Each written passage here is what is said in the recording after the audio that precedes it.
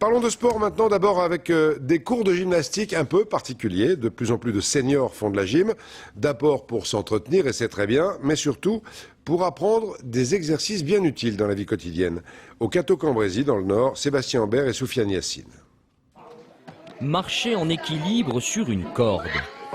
Mieux, avancer pas à pas sur une poutre sinueuse. Ou encore, apprendre à rouler sur le sol. Pas si facile quand le temps a fait son œuvre sur l'organisme. On respire à fond, c'est parti, encore, et on relâche, c'est bien.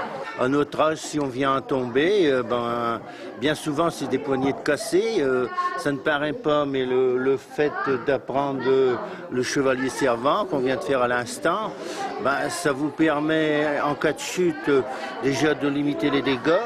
Le chevalier servant, une figure imagée, ou comment apprendre à se relever sans mal.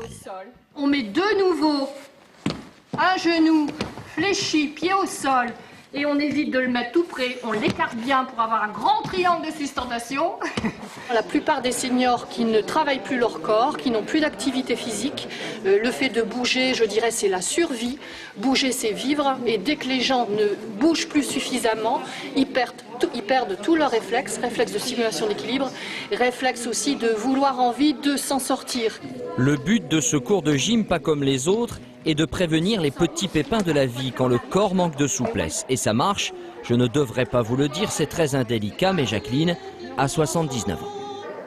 Je me plains pas, on vous a dit mon âge maintenant alors. Il n'y a pas d'âge pour la coquetterie et pas non plus pour se maintenir en forme. C'est aussi le bon moyen de rester chez soi le plus longtemps possible. Et ce n'est pas Jacqueline qui va dire le contraire.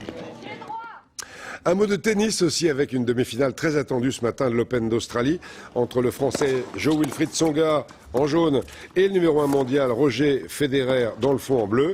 Tsonga n'a pas fait le poids, il n'ira pas en finale, il a été sévèrement battu 6-2, 6-3, 6-2. Un Federer en très grande forme qui sera opposé en finale à l'anglais Andy